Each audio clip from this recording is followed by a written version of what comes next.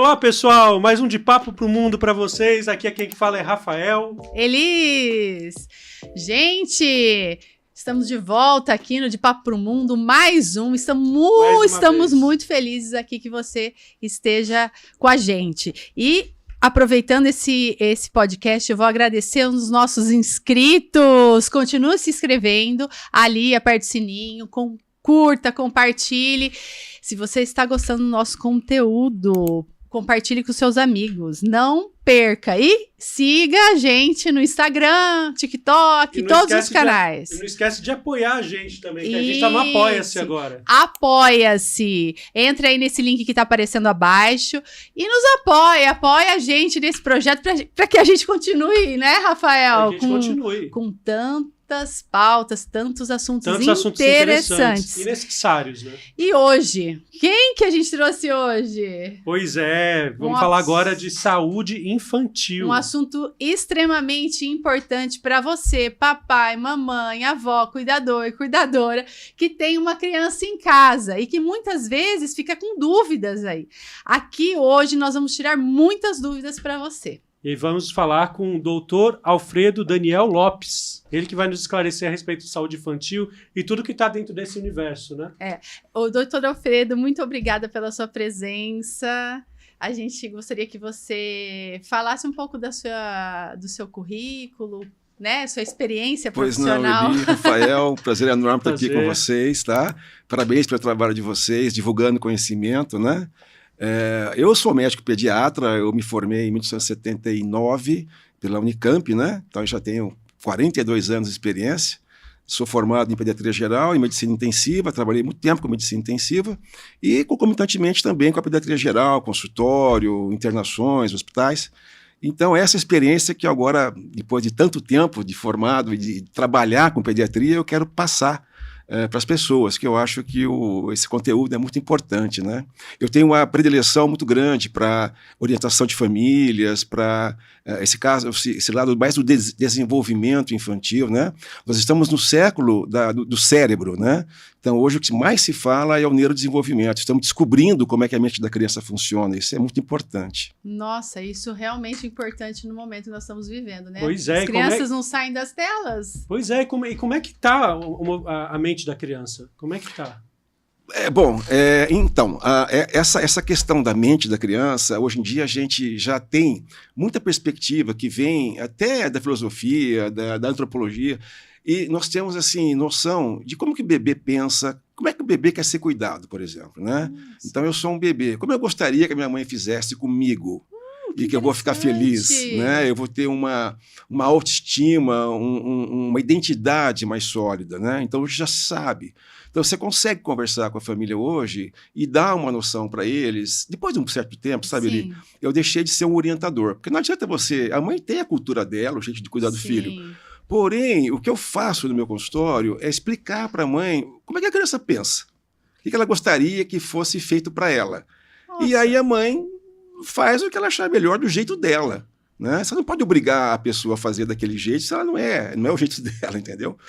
Porque ter um filho é um desafio muito grande. Exatamente. Quem tem mais de um, principalmente. E cada criança é diferente uma da outra, com sua personalidade, característica, né?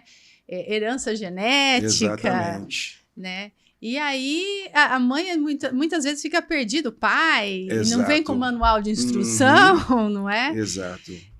Então, conta assim um pouco pra gente, o que você instrui, o que você diz pra essa mãe que tá com um bebezinho pequenininho lá, como que você fala, que nem você falou? Bom, eu adoro esses casais de primeiro filho que chegam pra mim, né? É muito interessante porque é uma coisa muito planejada, na maioria das vezes, né? Vamos ter um bebê, casamos, tal. Mas quando chega o bebê, naquele ditador, né, que chega em casa e dá as ordens e quer mandar na casa, e assim que tem que ser, né? Entra num desespero, quer dizer, toda mãe, ela entra num estado até biológico, né? De uma certa redução dos seus hormônios e, portanto, ela tem ali alteração do humor, tudo mais, né? Porém, aquela dúvida dela se ela vai dar conta de cuidar daquele serzinho que chora 24 horas por dia e exige dela um monte de coisa e ela vai dar conta, ela não vai. Fora que isso retoma também muita coisa da nossa infância, né? Você, quando é mãe, você também fala, como é que eu fui cuidado pela minha mãe? Então você retoma também alguns aspectos de medo daquele bebê que também teve medo quando era bebezinho, entendeu?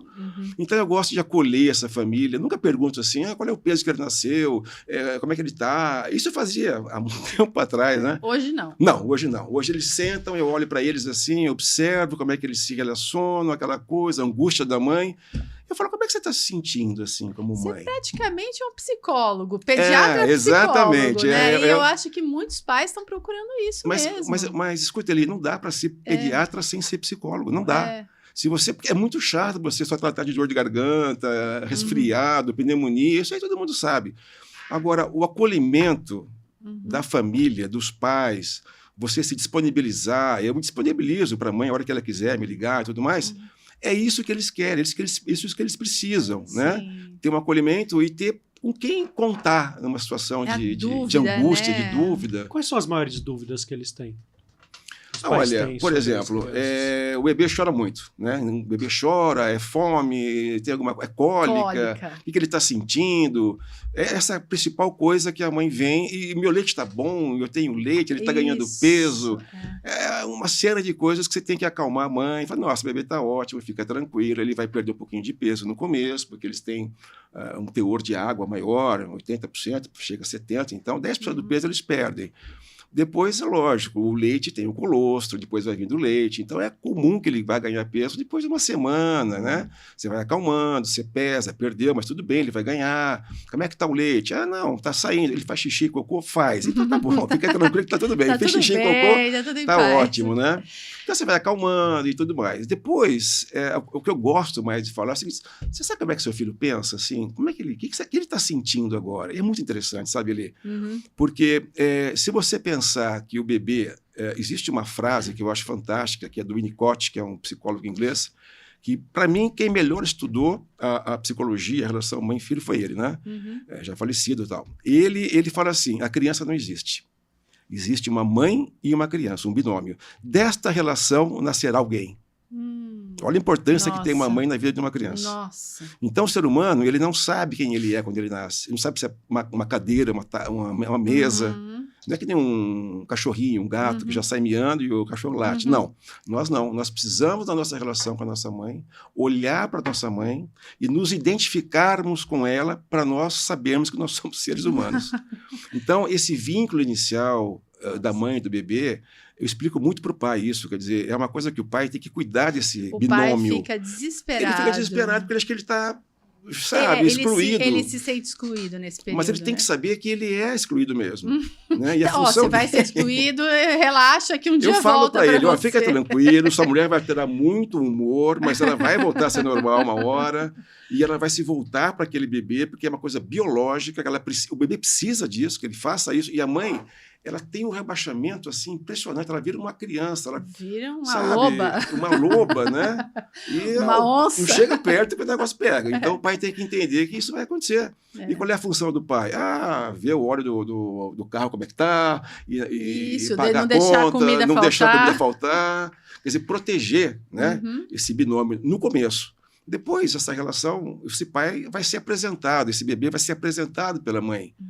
Né, ao pai, né? E aí o pai vai se integrando, não quer dizer que o pai não possa ter uma conduta maternal também, óbvio. Sim. Mas eu defendo que, assim, o homem tem uma função e a mulher também tem uma outra função, né? Então não quer dizer que o pai sendo maternal, trocando fralda e dando, enfim, os cuidados de higiene e tudo mais, e ninando a criança, isso é fantástico, mas ele não pode esquecer da função de homem dele, que é uma função de proteger essa mãe e esse filho. E nem exigir dessa mãe que lhe dê atenção nesse momento, que a mãe não tem condições. Isso. Tá?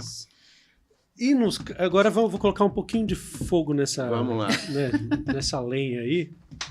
E no caso das famílias em que a mãe ela cuida sozinha da criança, não tem a presença do pai, como é que fica? Bom, eu tenho clientes de casais, né, do mesmo sexo, tanto homens como mulheres, né? Eu não vejo nenhum problema nisso. Tá? A criança, ela quer afeto. Ela não sabe tendo afeto, da onde vem, tá bom. Entendeu? Tá maravilhoso. Exatamente. Então, uma mãe sozinha e um pai sozinho pode muito bem cuidar de uma criança sem nenhum problema. Por quê?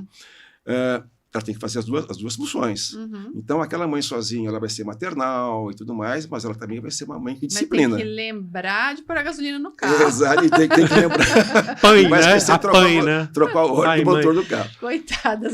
Tem que se desdobrar em 10, né? É. E esse pai também, ele pode ser uma pessoa muito maternal, carinhosa com o filho, e o filho vai entender isso, e também ser um homem que vai ter uma identificação, o filho vai se identificar com ele como homem. Uhum. Então, eu não vejo nenhum problema nisso. Desde que a criança seja suprida das suas necessidades, né? Muito também, aí vamos, a criança cresceu um pouquinho, né, lá pelos 2, 3, 4 anos, e aí ela começa a dar birra. Birra no supermercado, e cai no chão, Isso. e grita. Eu sinto que nessa fase as mães ficam desesperadas. Os pais, então, eles tentam controlar e a criança fica incontrolável. Exatamente. E Não sabe o que fazer, né? Não sabe o que fazer. E que eu percebo muito é que aí eles ficam se sentindo impotentes. A família, geralmente os avós, vêm falar: vocês não estão sabendo criar essa criança. Exatamente. E aí vira Culpando a uma mãe, culpando o pai, bagunça, né? Por que a criança faz essas birras? Você vê como a importância da neurociência que está se desbrotando agora, está se desabrochando agora nesse século, né? E trouxe para nós, os pediatras, e a gente está passando para os pais isso. Por que o bebê faz isso? Então, como que é legal eu educar meu filho para que ele tenha um cérebro bacana, né? A gente sabe que o nosso cérebro hoje fica maduro com 23 anos. Olha! Né? E 80% do nosso cérebro se desenvolve nos primeiros 2 anos. Então, os 2 anos de vida é super importante para a criança, ter uma boa relação com os pais, o carinho, o cuidado. A gente vai falar um pouquinho mais sobre isso. Uhum. Mas a birra, vamos tocar na birra, tá? Sei lá, 10 anos atrás, 15 anos atrás, eu também nem sabia como é que falava para as mães, sabe? Porque, então, não pode bater, né? Mas também não pode, deixa lá, faz isso, faz aquilo. Ninguém sabia muito bem o que fazer. Nem nós também. As pessoas não sabem lidar com esse julgamento, né? Só que a neurociência nos trouxe conhecimento agora, recentemente, né? Então, você tem uma noção de como funciona o cérebro da criança nessa fase, tá? Nós temos os hemisférios cerebrais, o direito, o esquerdo, o nosso córtex, nossa amígdala, são várias estruturas do nosso cérebro que na criança pequena eles não estão bem conectados. Então, o que está mais desenvolvido na criança, que é o direito, o hemisfério direito e a amígdala, é o hemisfério da raiva, do impulso, né? O hemisfério da razão, que seria mais o hemisfério esquerdo, ele não está bem desenvolvido. Então, eu vou te dar um exemplo, tá? Você leva uma fechada no seu carro no trânsito. Qual é o seu primeiro impulso? Ficar com raiva. Raiva bravo. E querer ir atrás e brigar. Mas em segundos, o que você faz? Respira, né, um pouco e fala, calma, né? Não vou me procura trazer a razão para a situação. Exatamente. Então, essa segunda etapa, ele não tem. A criança não tem. Você está entendendo? Ele não tem. A etapa que ele tem é só a da raiva, e passa daqui a 25 minutos só. Tá? Então, quando desencadeia essa raiva... Imaginou 25 minutos essa criança... Exatamente, mas não é culpa dele, não é que ele é mal educado. É que está em formação ainda. Ele está em formação, ele não tem conexão para pensar. Sim. Entendeu? E o que você deve fazer? Né? O que hoje se indica fazer? Você se identificar com a criança nesse momento, então você abaixa a altura da criança. Eu já fiz muito isso. Estou entendendo que você está com raiva porque você quer fazer tal coisa, e no momento agora não pode. Eu também fazia isso quando era criança, tá? Então não se sinta culpado, nada, porque isso é normal. Vai passar, meu amor. Me dá um abraço aqui. Isso. Então a criança já vai, puxa vida... Desarma. Alguém entendeu a minha angústia e não me bateu, não me castigou, a avó não achou que eu sou birrento e que tem que ser castigado, como você fazia antes, né? Sim, infelizmente. Você fazia birra antigamente, tomava um tapaço na orelha e fica quieto, né? Fica quieto e depois a gente conversa em casa. Exatamente, deixando fazer só isso. Só fechar. Minha mãe dizia que minha avó não falava, ela só olhava. Nossa Senhora. A minha sobrinha tem 12 anos, né? E ela falou uma coisa que eu achei tão engraçada, mas tão realista. Ela falou que o inimigo número 1 dela, quando ela viaja de avião, não é o pai, a mãe, os adultos, etc. São as crianças mais novas. Isso mesmo. Aquela que abre o berreiro no avião. Isso. Como é que os pais podem lidar com essa situação específica? Está no avião, dentro do avião. dentro do teatro, dentro de um lugar que não é para abrir o berreiro. Sim, e aí? Claro. E aí? Como é que fica? Então, é a mesma coisa, porque, claro, é muito mais fácil você estar num shopping, num mercado, e seu filho dá um escândalo desse. Coitado, não tem culpa. Porque ele quer um brinquedo. Ele quer um brinquedo e começa a se jogar e começa a fazer uma coisa que fica desagradável para as pessoas que estão em volta. Mas o que você faz? Você pega no colo, leva para fora, filho, desse jeito. Mas no avião não tem como. No avião não tem como. E aí? Isso, né? E aí? Vai pular de paraquedas, não dá, né? E aí? Aí aquela coisa constrangedora, todo mundo olhando, ver o que você vai fazer, né? É muito chato para a mãe e para o pai isso. Mas não tem outra solução a não ser pegar essa criança. Né? O que eu faria? Eu pegaria essa criança, iria para o fundo do avião, onde tem lá um pouco mais tranquilo, Perfeito. né? Conversaria com ela, filho, o que está acontecendo? Falar para a mamãe, né? Aí vem uma aeromoça, já vai ajudar, vai dar alguma coisinha para ele, um pirulitinho, não sei o que tal, vai passando, tratar isso de uma maneira carinhosa. Né? Porque se ela for tentar fazer qualquer coisa ali, naquele local, naquele banquinho apertado, não vai conseguir. Falando desse assunto, eu lembrei de uma cena que eu vivi. A gente ia pousar e a aeromoça pediu para pôr o cinto e ela não queria pôr. De jeito nenhum. E ela deu. Ai, não queria pôr. Gente, foi assim, uns 30 minutos mais terríveis. Assim, e você fica desesperada. Porque você tem que seguir. Tem que pôr, não existe. Ela não queria pôr o cinto. Aí colocou, chorando, aquela guerra dentro do avião. Mas é uma situação. Então, mas assim, tem momentos que a gente está falando assim, abaixa, fica lá, carinho. Mas a gente também é humano, né? Não é sempre que você consegue fazer isso, né? Aquele dia que você dormiu mal, que você brigou com seu chefe, você não vai ter esse, né? Esse jogo de cintura. Esse jogo de cintura. Você não vai ser politicamente correto. Não, aí tem hora que você tem que, entendeu? Por exemplo, o suporte para carro, né? Essas cadeirinhas. Tem isso. Tem fase que eles não querem entrar de nenhum naquela cadeirinha. Ou aqui, ou não vai andar de carro. Não tem acordo assim. Não, você vai sentar aqui. Porque é importante que você sente aí. Você vai se machucar. Então você vai sentar ou não vai sair de carro. O que você escolhe? Aí senta. Porque tem coisa que o pai tem que impor também. Não dá para ficar nesse lenga-lenga, né? Uma coisa que eu fiz muito errado era a troca. Era assim, ó, se você fizer isso, eu te dou um docinho. Várias cáries. Não, essa coisa Ou seja, foram cáries, compra, né? Problemas foram cáries e também essa negociação, essa é. chantagem toda. Não, você lembra que antigamente as pessoas davam comida para a criança com aviãozinho e faziam aqueles parabalismos para a criança poder comer, porque era importante comer, engordar. Tinha um monte de obeso na vida aí. E para que isso, né? Hoje em dia é totalmente contraindicado isso. Uma coisa que é muito comum de se ver quando a criança vai... Uma criança pequena vai abrir o berreiro, você vê, a mãe já pega, já coloca no colo e fica fazendo sacudindo. Chacoalhando. Sacudindo a criança. O que isso é bom? Isso dá algum problema? Isso é recomendável? Não, né? Eu até falo assim para as mães, olha, acolher a criança é uma coisa muito importante, porque essa coisa de colo, por exemplo, eu já vi mãe falar assim, não, mas a minha mãe fala que pegar muito no colo vai acostumar a criança, que já é bom deixar ela quietinha chorando, né? E não pegar. Eu falo, mas pelo amor de Deus, não faça isso pro seu filho. Você vai ter um filho completamente, nossa, né? Sem autoestima, né? Uma identidade forte, mas sólida. Então, quando o bebê chora, que ele está angustiado, que ele quer colo, é um colo que acolhe a criança. Não é aquele colo que estava na caipirinha de vodka ali, né? Chacoalha. Essa foi boa. Caipirinha de vodka você chacoalha, mas bebê não, né?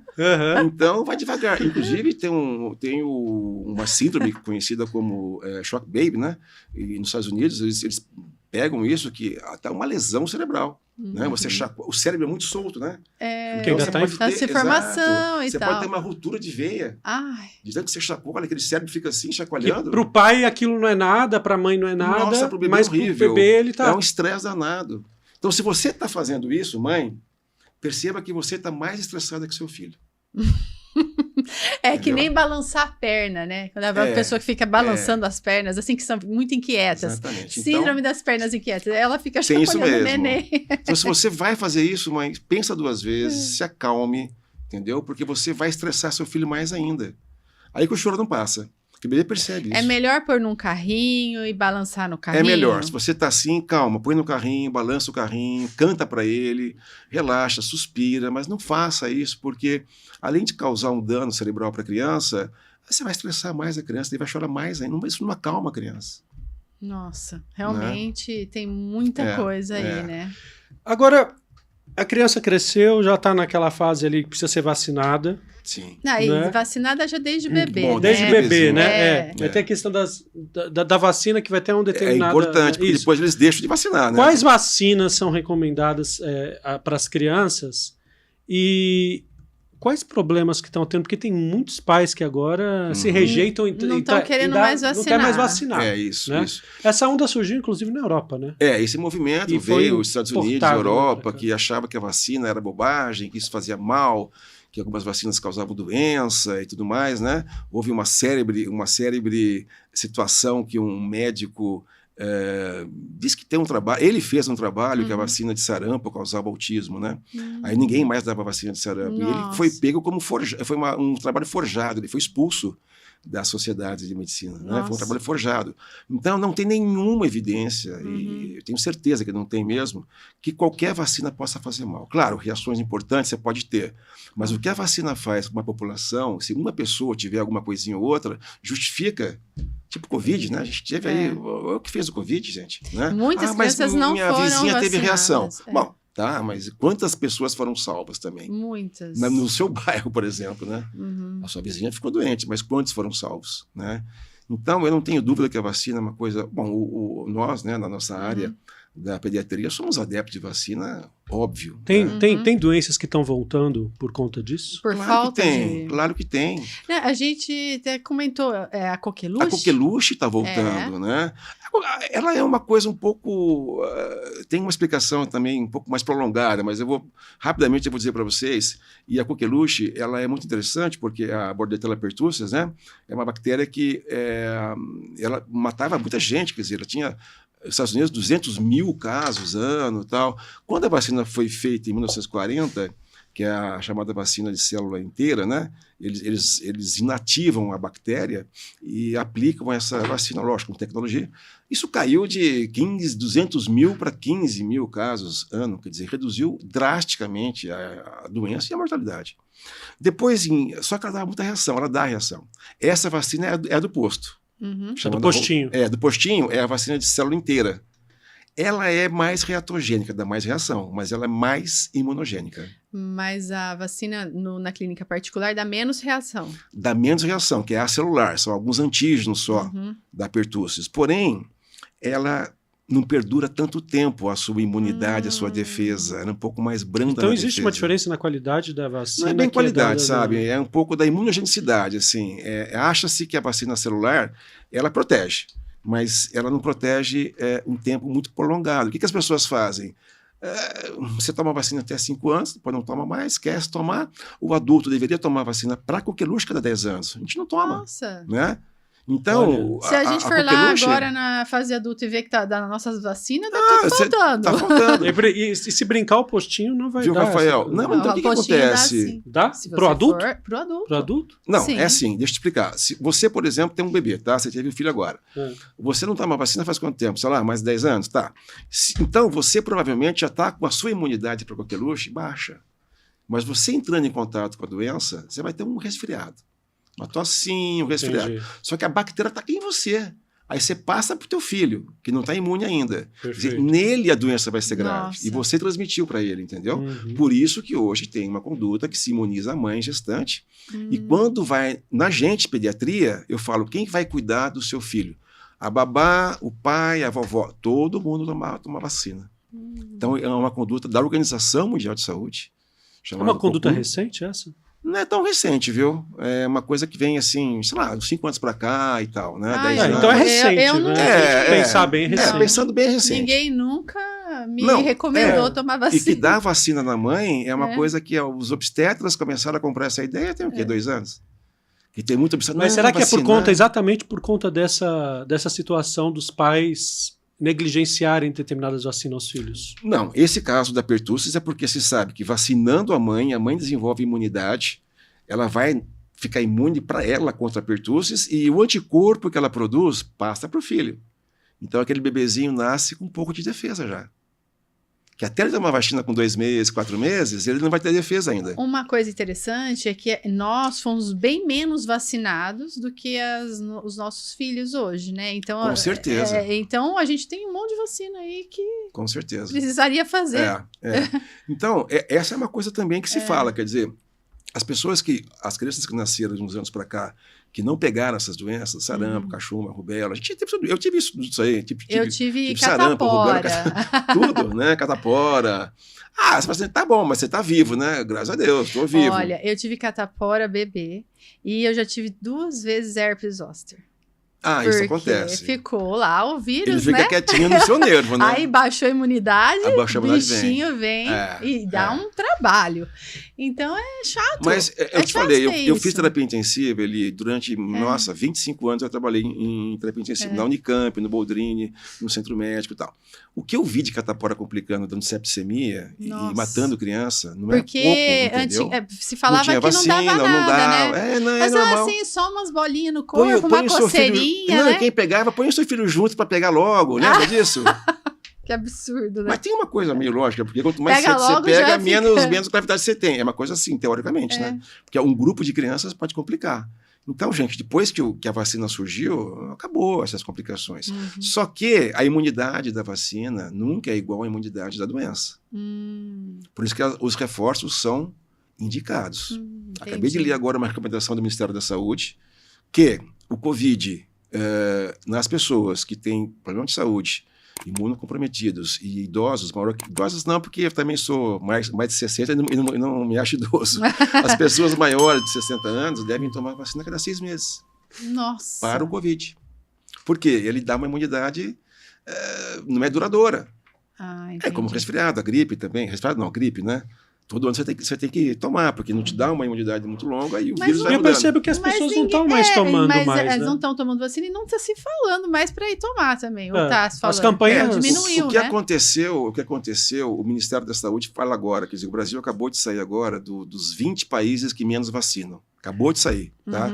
Fora que a pandemia também contribuiu, porque as pessoas não saíam de casa. Ninguém queria ir no postinho de saúde. Tomar as vacinas, né? Para pegar doença, entendeu? Então... Acho que muita gente também tinha medo Totalmente. Acho que muita gente também tinha medo por conta da vacina ter sido desenvolvida num curto período. Então tinha muita gente aí que estava reticente. Mas não só o Covid, né? Rafael, não só o Covid, as outras também, eles não deram. Porque como é que vai na clínica? Não sai de casa. Tal, e então, não deram as outras que eram importantes, como é como se o Covid tivesse... ele feito uma cortina de fumaça em cima de todas as outras vacinas e você ficou com uma visão... esqueço do sarampo. Tanto que aumentou o sarampo, caso que não tinha. A pertussis agora tá vindo. Ela tem um ciclozinho, cada 4 anos ela vem mesmo, tá? Então, porque a gente ia falar sobre isso, né? Esse inverno. Sim. Quais são os vírus que estão aí, estão chegando lá no hospital? Boas notícias para todas as mamães aí, tá? Boas notícias, hein? Estão chegando, em agosto vai chegar, tá? Estamos pertinho, daqui a um mês, tá? Bronquiolite, maior paura que as mães têm. Bronquiolite é uma doença, gente, que desanima qualquer um, porque pega bebezinho, tudo que é jeito, né? E geralmente as crises gordinhas assim são as piores. Por quê? Não, agosto vai chegar coisa importante, já vou te explicar, tá? Mas a bronquiolite, que é uma doença causada por alguns vírus, o principal deles é o chamado sincicial respiratório. Sim. 60% das bronquiolites é esse que dá. É um vírus chatíssimo, porque ele dá uma resfriadinha, ele desce pro pulmão e chia. E uma parte das crianças vão pro hospital, porque vão requerer oxigenoterapia. Tá? O que está acontecendo? Até então, não se conseguia fazer vacina para ele, que era muito complicada a antigenicidade dele. Agora já tem. Tá? Então, já saiu, vai sair agora do laboratório, né? Já tem de muitos laboratórios, já está sendo usado para idosos, tá? Acima de 60 anos. Por quê? Porque no idoso também ele causa doença, pneumonia, mortalidade, uma série de coisas. Mas, em agosto, vai chegar a vacina da gestante. Então, a gestante tomando a vacina, ela imuniza o filho também. Nossa, e a mesma coisa da pertussis. Olha que beleza. Muito então já bom. vai imunizar aquele bebezinho na fase de maior risco dele. Nossa, que é o bebezinho mesmo que sofre. Né? E o que é melhor, nós temos hoje um imunobiológico. Imunobiológico é um anticorpo monoclonal específico para aquela doença, chamada polibizumab. Tá? Isso já tem alguns anos, vários anos. Porém, ele é caríssimo e é feito 5 a 6 doses do ano. E imagina o custo que sai isso, né? Cada dose de 5 mil a 8 mil reais, tá? E vai sair um produto agora que você dá uma única dose na criança, qualquer criança que queira tomar, na época de maior incidência da bronquiolite, que é de mais ou menos abril até julho, né? Você dá uma única injeção, você protege o bebezinho durante 6 meses. Nossa, que maravilha. Falar em bronquiolite... você se incomoda de a gente desligar o ar-condicionado? Não, eu tô com frio também, ainda bem que eu vim com casaco aqui. Então tá ótimo. Daqui a pouco pegamos um resfriado aqui e a vacina não chegou ainda, né, Rafael? Só vai chegar em agosto. Mas é bom, né? Porque o que a gente está vendo é que a tecnologia aí, os estudos está impressionante aí, né? No desenvolvimento de vacinas. Mas o próprio Covid deu esse impulso, né? Imagina que o Covid, ele levou, assim, ele nos deu 10, 12, 15 anos de pesquisa que ia demorar, ele tornou isso muito mais próximo agora, porque houve os cientistas se debruçaram em cima disso. Teve muita coisa ruim, mas teve algumas coisas boas também que trouxe isso também para a ciência, né? Teve esse avanço tecnológico exato, né? Exato. E vamos falar um pouquinho da saúde mental das crianças e o uso de telas. Por falar em tecnologia, né? Por falar em tecnologia. Gente, que polêmica é essa? Não, o tempo passa e a gente não entra nesse assunto. Porque é muito interessante a gente observar das gerações anteriores para a nossa e para o que ficou agora da atual. Né? Sim. Houve uma ruptura absurda, né? Porque se você observar bem, essa é a primeira geração, essa mais nova que a gente se refere, que está totalmente conectada, né? Nasceram com a tela. Já nasceu com a tela. Exatamente. Né? Já nasceu dedilhando. Minha sobrinha pega isso aqui. Melhor que a gente, né? Nossa, né? É o que falam, trocaram o chip. Exatamente. Né? A CPU mudou. Né? Mas teve outras características também que falam que a parte cognitiva se compromete. Ficou comprometida. E aí, o que você tem a nos dizer sobre tudo isso? Vamos conversar um pouquinho sobre isso, tá? Primeiro, eu gostaria de deixar claro, assim, que a gente não pode ser, vamos usar uma palavra assim, xiita em relação a esse assunto. Eu vou relembrar um pouquinho, voltando um pouquinho atrás, na questão do autismo. Vocês lembram que o autismo, hoje em dia o autismo, ele está para uma criança a cada 36, né? Nossa. Então o autismo está numa incidência, aumentou 300% a incidência de autismo e o diagnóstico também apurou-se mais, tá? Beleza. Há um tempo atrás, a ciência, ela gosta de querer explicar tudo, né? E nem sempre a explicação naquele momento existe, mas ela quer explicar. Então como é que a ciência explicava lá atrás o autismo? Mãe geladeira. Lembra disso? Não lembro. Essa é mais nova, você não lembra.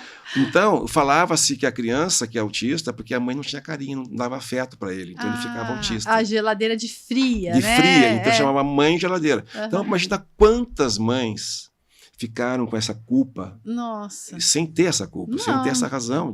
Não era uma geladeira na coisa nenhuma. E hoje você sabe que o autismo é uma doença poligênica, genética, ninguém tem culpa de ter um filho autista. Claro. Né? Enfim, depois, então então, mas culpava-se as mães. Depois veio a questão do leite materno, né? Alguém tem dúvida que o leite materno é bom para a criança? Não, ninguém tem dúvida.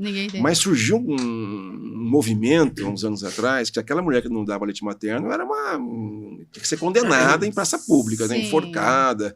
Então, imagina a culpa de uma mãe que não tinha leite, gente. O que ela vai fazer? Ainda bem que tinha fórmula, né? Ou tinha pouco, né? E a parte de leite também depois, hein? Leite é um papo bom depois.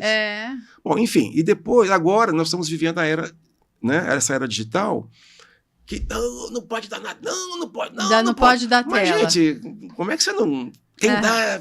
É a mesma coisa que falava do autismo, a mesma coisa que se falava do leite materno, agora está vindo a tela. Então, o radicalismo não é por aí, você está entendendo? Claro que está mais do que estudado, determinado, tela 0 até 2 anos, depois de 2 anos, pelo menos 1 hora. Tela que eu falo é tudo, né? Televisão e tal. Depois de 2 anos, uma hora. Depois de 5 anos, 2 horas. Num adolescente, 3 horas. E para por aí. E os pais cumprem? Dificilmente. Agora, quando você explica o porquê disso, as razões disso, eles cumprem com mais consistência. Por isso que eu falo assim, não adianta você chegar para pai, até 2 anos tela 0, hein? Até 1 hora. Ele ouve aquilo lá, tudo então bem. Vamos levar consistência. Por quê? Vamos lá. Por quê? Vocês sabem, olha, vamos falar. Eu disse para vocês que o cérebro se desenvolve nos primeiros 2 anos, tá? Nós nascemos com 100 bilhões de neurônios, 100 bilhões, tá? Esses neurônios, eles, depois de um certo tempo, você não vai usar todos, então eles sofrem um processo de morte ali e desaparecem, vai ficar com 70 bilhões, por aí. Mas para você preservar esse neurônio, tem que ter o quê? Conexão, fiozinho. Então a gente chama do axônio, que é aquele fiozinho que liga um neurônio ao outro. O bebê, ele faz 700 conexões por segundo. Por segundo, tá? Provado. O que ajuda essa conexão? Amor, carinho, relação humana. Não tem mais nada que faça isso. O celular, ele bloqueia isso. Automaticamente a criança para de fazer isso.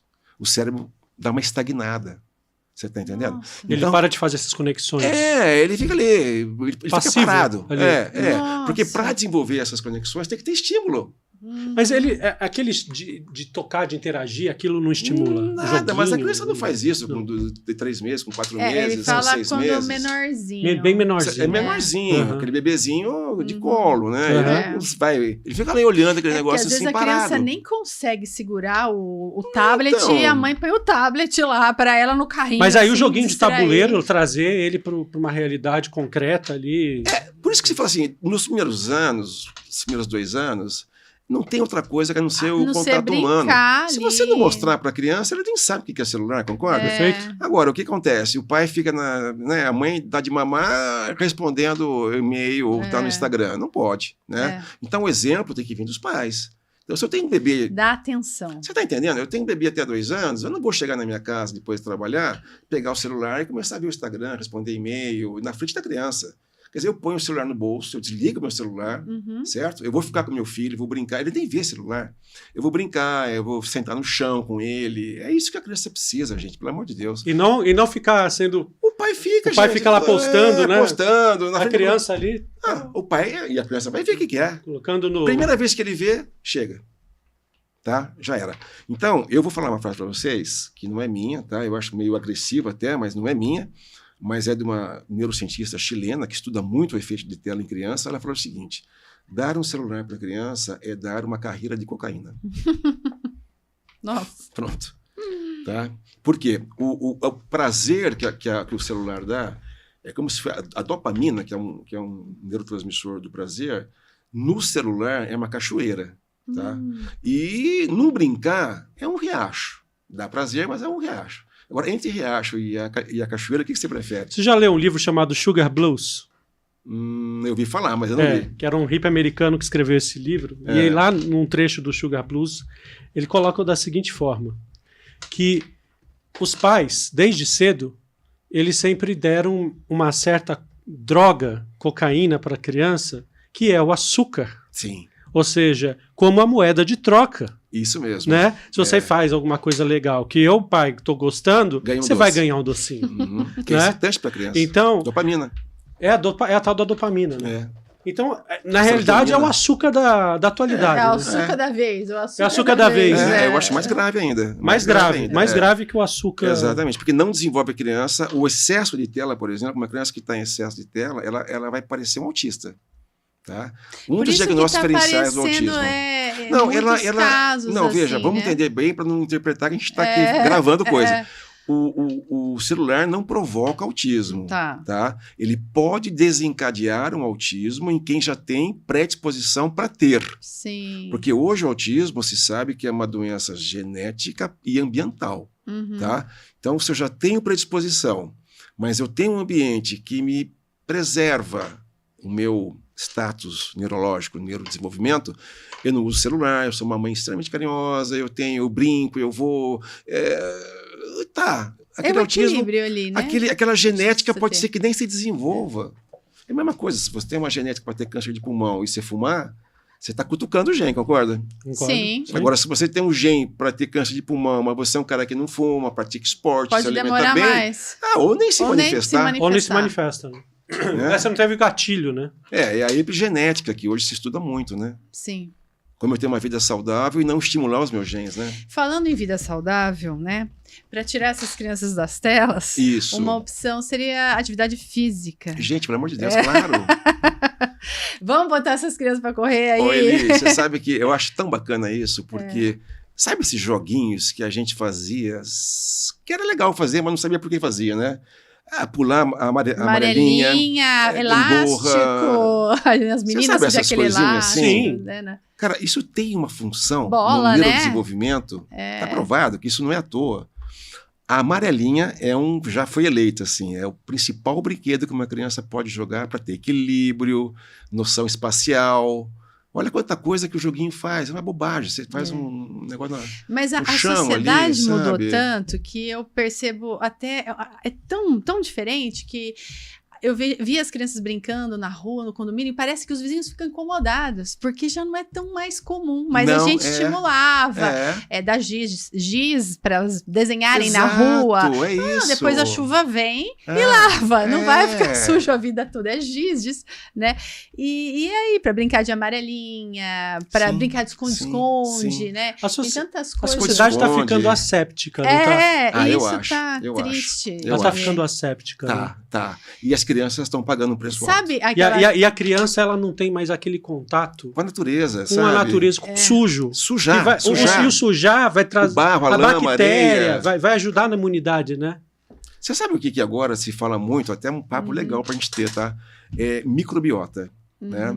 Hoje o assunto do momento chama microbiota. O que é isso? Nós temos no nosso, você, eu, todo mundo aqui, tem 2 quilos de bactéria no nosso intestino. 2 quilos. O que é 2 quilos de bactéria? É muita coisa. Bastante coisa, hein? Só que esses bichinhos que estão ali, elas têm uma função, gente. Vocês não têm noção. É super importante. Tá? Elas controlam um monte de coisa, até doenças futuras que você pode ter. Câncer, doenças imunológicas. Então, quem tem uma flora intestinal legal, adequada, bacana. Tá? Então, o que eles viram, por exemplo? Que a mãe que tem na gestação, até um pouco antes, uma dieta mediterrânea, que é uma dieta natural, raiz, tal, tubérculos, grãos. Né? Aquela dieta, né? Castanhas. Castanhas, saladas, peixe. Peixe. Essas mães vão contribuir para uma melhor flora intestinal para o seu filho. Tá? Se der parto normal, nossa, melhor ainda. Se der leite materno, nossa, melhor ainda. Se não tomar antibiótico nos primeiros 2, 3 anos, só se precisar mesmo, melhor ainda. Tá? E sabe que eles viram que melhora muito a flora intestinal? Tem um petzinho em casa. Então eu tô ótima. Cachorrinho. Olha que legal. Eu sempre tive pet em casa. Mas não é assim, acha-se. Cientificamente provado. Porque o contato com o animal enriquece essa flora. E vem cá, e a flora das crianças? Tá? Então... Por conta de tudo isso, está afetado? Acontece que, assim, tem que tomar muito cuidado com a quantidade de antibiótico que você dá para o teu filho. As doenças até 2, 3 anos são virais, até 2 anos. Dificilmente você tem uma bactéria, claro que você pode ter, evidente, mas a maioria das doenças são virais. Então, hoje, infelizmente, a pediatria, eu vejo isso com muito tristeza, porque eu sou um pediatra que acredita no consultório, na puericultura. As mães levam muito a criança em pronto-socorro, elas não têm paciência de procurar o pediatra. Ou até porque também o pediatra não dá a atenção que ela precisa ter. Não tem horário, não tem horário, não consegue. Dar rápido do jeito que o sistema de saúde tá torto, assim, não tá legal, entendeu? Então essa mãe acaba, coitada, caindo naquele pronto-socorro. Eu dou plantão também no pronto-socorro. Eu sei como é que é. Como você não vai acompanhar o paciente, a mãe chega, tá com 3, 4 dias de febre. É mais fácil você dar um antibiótico e parece que tranquiliza o médico e a mãe. Só que eu não precisava dar.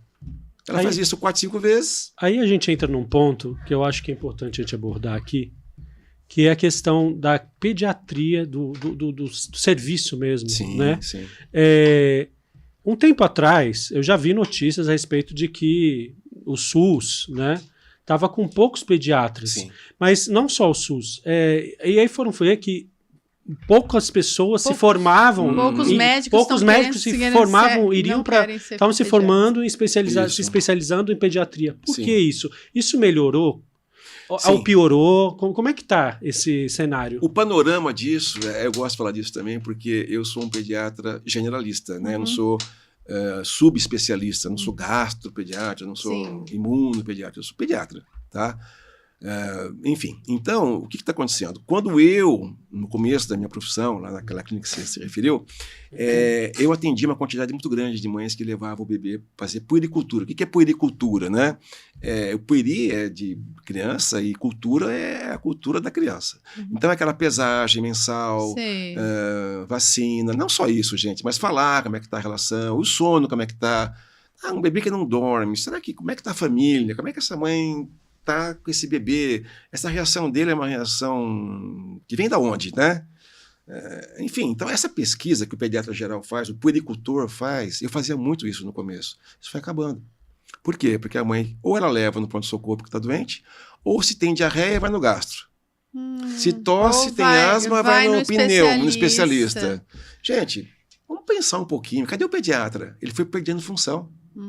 Sabe? Entendi. Então ele estimulou os médicos a quererem fazer uma especialidade. Quem quer vai fazer. Não, quem quer não faz só geral. Vai fazer o quê? Bom, já que assim, você gastro, não sei das quantas, você imuno, PhD, não sei das quantas. Tudo bem, você é PhD daquela área. Mas cadê aquele pediatra que é o acolhedor? Que ele está acabando. Eu falo assim, os de cabelo branco, quando pararem ou morrerem, vocês vão passar puro, porque aonde vocês vão levar seu filho para fazer isso? Os jovens não estão buscando pediatra. Não estão fazendo puericultura mais, não querem nem saber, nem aprender. Gente. E não é ensinado na faculdade e nem na residência médica. O que eles justificam? Qual que é a justificativa disso? Não dá dinheiro, não tem só interesse. Convém, não tem interesse. Vai ter que dar plantão, porque o consultório ninguém monta, mas porque aí o consultório não se mantém, não se sustenta financeiramente. O convênio não sustenta um consultório. Ou seja, a inteligência artificial vai ter que fazer esse papel?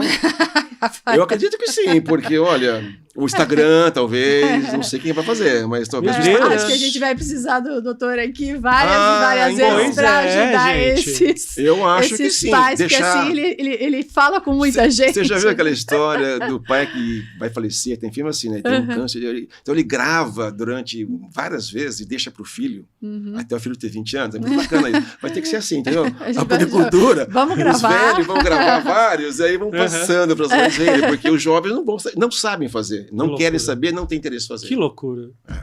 Pessoal, vamos se formar mais aí, mas, né? Vamos buscar aí se especializar. Rafael, e prestigiar a pediatria. E prestigiar, as mães não estão fazendo isso. E vamos prestigiar. Elas acham que o médico, o pediatra, ele só pesa e mede. É esse conceito que a gente está ficando. Eu vou levar lá para quê? Isso é para pesar e medir? Não. Mas, gente, vocês não sabem a função que o pediatra tem. Acompanhar o desenvolvimento da criança. É o último médico de família. Pois é. Que acabou o médico de família. Espero que volte mais médicos de família, que ajuda muito também, né? Gente, infelizmente, nosso tempo já... Mas já? Voltou, Que pena. E tem muita coisa para conversar. Tem mais algum assunto que você gostaria de falar para a gente finalizar? Eu acho assim, se vocês quiserem uma outra vez, eu acho muito bacana falar sobre o neurodesenvolvimento da criança. Sim. Mas como bacana agora, vai ter em agosto, dia 1, 2, 3 de agosto, em São Paulo, um congresso de neurociência, neurodesenvolvimento só de criança. É o primeiro congresso internacional, tá? Eu estou inscrito nesse congresso. Está tendo agora uma certificação para os pediatras fazerem uma certificação para o diagnóstico de autismo. Então, olha como está sendo bacana o prestígio que os pediatras estão tendo agora, né? Que bom, que bom. É isso. Então, eu peço que as mães não esqueçam de fazer sua puericultura. Ou na clínica privada, ou no postinho, que está muito bom o postinho. Sim, o postinho faz um bom trabalho. Né? A saúde pública está muito legal. Infelizmente, não tem multipediatra, então acaba, às vezes, colocando médicos que não têm um preparo suficiente para fazer uma puericultura ou de outras especialidades. Isso é uma tristeza, tudo bem, médico de família, aquela coisa toda. Mas quando melhorar isso, gente, vai ser muito bom levar seu filho. Quem não pode pagar, vai no SUS. Quem tem um convênio que pode disponibilizar de um pediatra, façam isso, porque é a coisa mais importante para o teu filho. Detecta-se coisas precoces, gente. Desde uma alteração craniana, sabe? Desde uma luxação de quadril, que o pediatra vai ver, vai examinar. E não só procurar quando dá o problema. Né? Exato, fazer a prevenção. A prevenção. A puericultura é o acompanhamento preventivo. Rapaz, você ama seu filho? Se você ama seu filho, cuide dele, leve ao pediatra, acompanhe o desenvolvimento do seu filho. Exatamente, a curva de crescimento, sabe? Exatamente. Tem detectar muitas uma deficiência. Crianças que estão não crescendo, assim, estão ficando com essa deficiência de crescimento. Vacine o seu filho.